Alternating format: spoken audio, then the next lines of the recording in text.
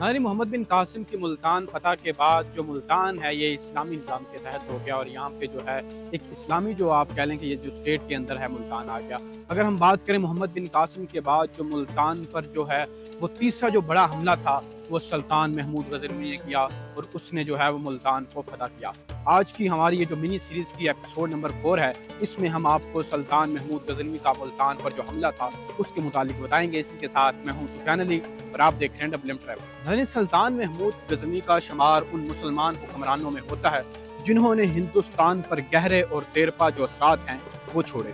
सुल्तान महमूद गज़नवी ने ना सिर्फ हिंदुस्तान को मुख्तलिफ इलाकों को फ़तह किया, इसके साथ ही उन्होंने जो मुल्तान है इसको भी फ़तह किया। बेसिकली इनकी जो हुकूमत थी, उनका जो मरकज़ था वो गज़नी था जो कि मौजूदा अफ़गानिस्तान है, लेकिन इसके बावजूद उन्होंने हिंदुस्तान के काफ़ी जो इलाके हैं उनको फ़तह किया और उन पे उन्होंने गहरे और देरपा जो असरात हैं वो छोड़े। उनके हमलों के मकासद ना सिर्फ लूट मार थी, यहाँ से जो माल गनीमत था उसको समेटना था, इसके अलावा उनके सियासी और दूसरे कोई नज़रियाती और मजहबी जो पहलू थे वो भी उस हमलों में पोशीदा थे। सुल्तान महमूद गज़नवी ने 1005 ईस्वी में मुल्तान के ऊपर हमला किया और मुल्तान को जो है वो फ़तह किया। उस वक़्त मुल्तान के ऊपर जो शिया इस्माइली हैं उनकी यहाँ पर हुक्मरानी थी और उनकी जो सल्तनत है काफ़ी हद तक जो है वो कमज़ोर थी और वो जो है यहाँ पर उन्होंने जो शिया स्कूल ऑफ थॉट की यहाँ पर हुक्मरानी थी और यहाँ पर उसके जो फॉलोवर थे, जब उन्होंने यहाँ पर हमला किया सुल्तान महमूद गज़नवी ने, तो उन्होंने जो सुन्नी स्कूल ऑफ थॉट है उसको जो है यहाँ बहाल किया। नहीं कहा जाता कि सुल्तान महमूद गज़नवी ने जो हिंदुस्तान पर जो 17 हमले किए थे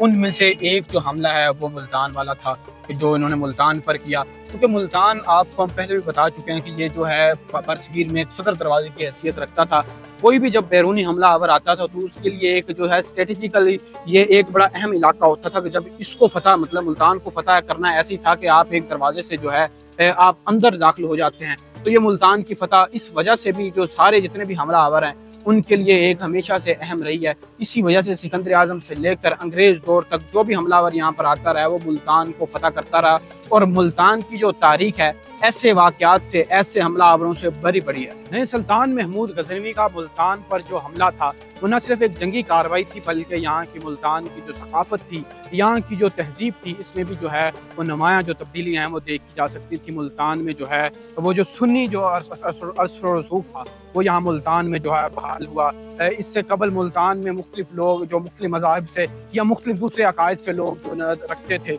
वो जो है सुन्नी जो है स्कूल ऑफ थॉट है उसकी तरफ वो लोग कन्वर्ट हुए और यहाँ पर जो सुन्नी जो है आप कह सकते हैं स्कूल ऑफ थॉट है उसकी यहाँ पर तरफ जो अशात हुई। यहाँ जो औलिया इकराम ने यहाँ मुल्तान का रुख किया और आज जो आप कह सकते हैं कि मुल्तान का जो मदीनातुल औलिया कहलाता है, औलिया इकराम की सरजमीन जो कहलाता है, उनमें से एक वजह ये भी है। यानी कुछ लोगों के ख्याल में सुल्तान महमूद जो गज़नवी है वो हीरो है और कुछ के नज़दीक विलन है, क्योंकि कुछ लोगों का ख्याल ये था कि सुल्तान महमूद गज़नवी की जो जंगी कार्रवाइयाँ थी उसका महज एक ही मकसद था कि वो जहाँ भी जाते लूट मार करते और माल बनाते और चले जाते। और कुछ लोग ये समझते कि इस जो सुल्तान महमूद गज़नवी था वो इस्लाम की तरवीज व इशाअत के लिए हमले करता था और हक और बातिल की जंग लड़ता था। आप इसके मुतालिक क्या राय रखते हैं? कमेंट सेक्शन में ज़रूर बताइएगा। इसी के साथ अपने मेज़बान सुफियान अली को दीजिए इजाज़त। अल्लाह ने